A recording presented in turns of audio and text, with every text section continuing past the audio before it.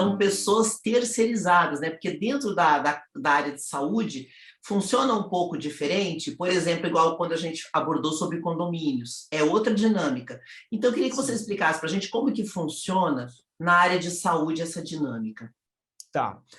Esse é um ponto muito importante, porque vem trazendo aí bastante preocupação para os médicos em geral, tá? Vamos colocar da seguinte forma. Quem é o controlador, né? O controlador do dado, de acordo com a legislação, é aquele que pode definir a finalidade para a qual o dado é utilizado. Então, se eu sou uma pessoa que define a finalidade para a utilização do dado, eu sou um controlador, né? A minha empresa, por exemplo, meu escritório de advocacia, ele solicita dados pessoais para defender os clientes em processos judiciais. Veja, eu estabeleci a finalidade para esse dado, eu tenho a relação direta com o titular, eu sou o controlador.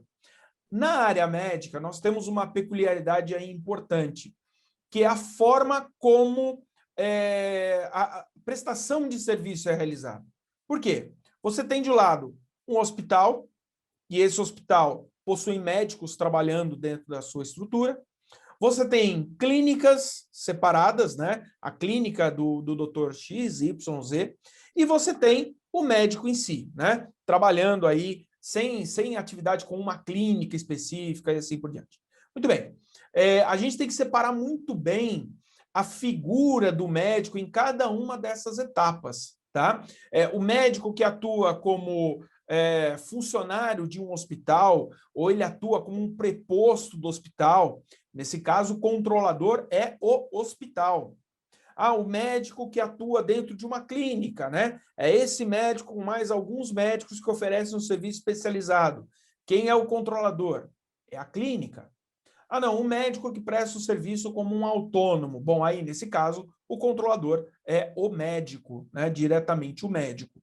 Então, a gente sempre tem que tomar um cuidado aqui para, nessa relação, entender como que o médico está sendo colocado à frente do paciente. Se é um médico como pessoa física ou o médico representando uma clínica ou uma instituição maior, tá? Também, E aí você André, tem...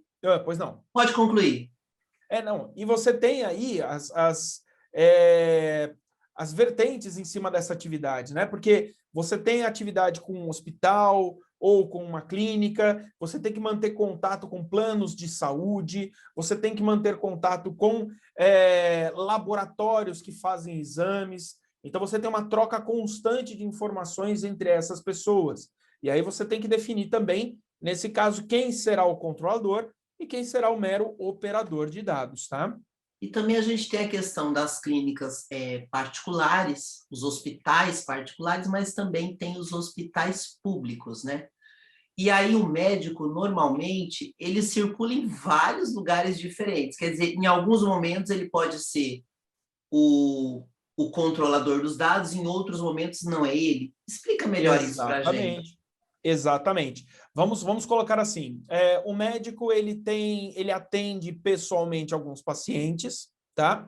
Então, esse médico, ele é controlador desse dado desse paciente que ele trata diretamente. Seria o antigo médico de família, sabe?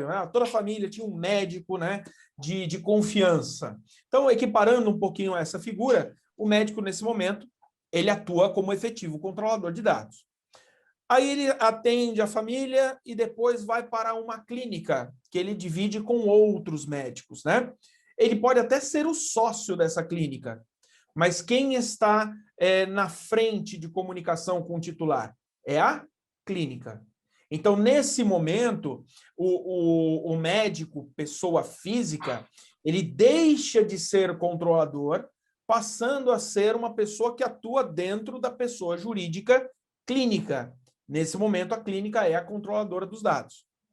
Aí, veja só, esse mesmo médico atende também em um hospital, né? E dentro desse hospital, ele atende lá os pacientes do hospital, os pacientes que são encaminhados pelo plano de saúde, né? Então, em determinados momentos, dentro desse hospital, quem será o controlador do dado? Será o hospital.